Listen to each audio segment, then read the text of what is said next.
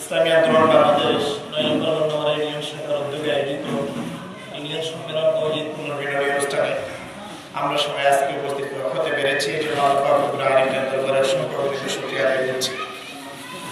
আল্লাহ পাক রব্বুল আলামিন কোরআনের মধ্যে বলেছেন, ওয়াতাসিমু বিহাবলিল্লাহি জামিআ, তোমরা সবাই আল্লাহ পাক রব্বুল আলামিনের রশি কামড়ে ধরো। সেজন্য আমরা দেখেছি বিগত 54 বছর ধরে আমরা সবগুলো ইসলামের বিরুদ্ধে আন্দোলন দেখেছি। ইসলামের পক্ষে কেউ ছিল না। আওয়ামী লীগ বলি বা বিএনপি বলি, যত প্রকার দল আমরা দেখেছি প্রত্যেকটা দল ইসলামের বিরুদ্ধে ছিল। যারা ইসলামের পক্ষে কথা বলে নাই, বৈষম্যের কথা বলেছে, ন্যায় নীতির কথা বলে নাই, একমাত্র ইসলাম ইনসাফের কথা বলে, একমাত্র ইসলাম সাম্যের কথা বলে, একমাত্র ইসলাম ইনসাফের কথা বলে, বৈষম্য বলতে কোনো কিছুই নেই।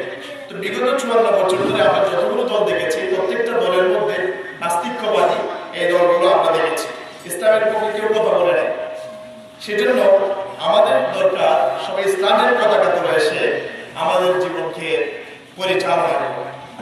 আমরা যদি ইসলামের ছায়া তুলে এসে আমরা আমাদের জীবনকে পরিচালনা করতে না পারি, এভাবে বছরের পর বছর যদি আমরা এই যেগুলো নাস্তিক্যবাদী দল এগুলোর পেছনে পেছনে যদি আমরা দৌড়াই, এগুলোকে যদি আমরা বারবার ভোট দিয়ে আমরা আমাদের বিজয়ী করে দেশকে যদি তাদের উপর আমরা ছেড়ে দিই, তাহলে আমাদের ভবিষ্যৎ অন্ধকার। সেজন্য ইসলামী দল খুবই গুরুত্বপূর্ণ এবং ইসলামী দলের অধীনে এসে সবাইকে একতাবদ্ধ হয়ে আগামী রাষ্ট্র কায়েম করা আমাদের জন্য খুবই জরুরি। আমরা দেখেছি বিগত বছর এর মধ্যে নারীর সংস্কার কমিশনের বিরুদ্ধে কথা চলছে। এখন বর্তমানে আইনজীবীরা আমাকে